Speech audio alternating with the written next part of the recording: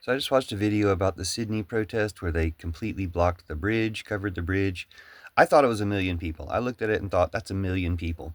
But this video is from The Guardian about how the reporters are saying it was 90,000 and the organizers are saying it was closer to 300,000. And they did a little estimate using some math, suggesting it might be 300,000, but still probably more than that.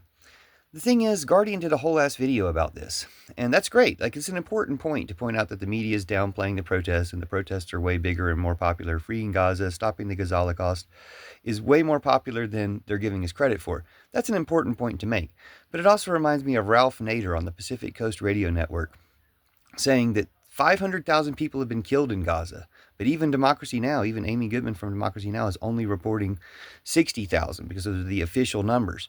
But if it's 500,000, if a quarter of the people in Gaza have already been killed by Israel and Netanyahu, we need to know that and we need to talk about that. So I trust Ralph Nader. I trust the multiple sources he cited in that number. And I just think it's a little sad that we're going to have a whole video discussing whether 90,000 people or 300,000 people showed up at the Sydney protest when you could just count them in the time it took you to make that video and edit it and everything. But we're not talking about the cause that the people showed up to protest and whether or not 500,000 people have been murdered by Netanyahu so far in Gaza. I think that might even wake up the Israeli people fully to stop this if they knew that they'd already murdered 500,000 people. And so is everybody else who hasn't been opposing this. You've murdered those 500,000 people, and you need to help us stop murdering those people. Thanks. And thanks to everybody who showed up at the protest. And thanks to everybody who's making content, commenting. Hopefully your comments can get through. Mine get deleted most of the time.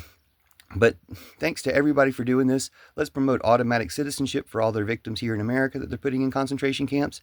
And let's have reparations for all these people that have been abused by this fascist system of Trump and Putin and Netanyahu, etc., and the media types who are enabling them.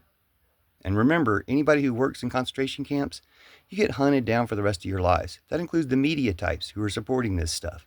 Stop it. Join the right side of history. Regain your humanity. Thank you. Welcome to the Pillar Revolution.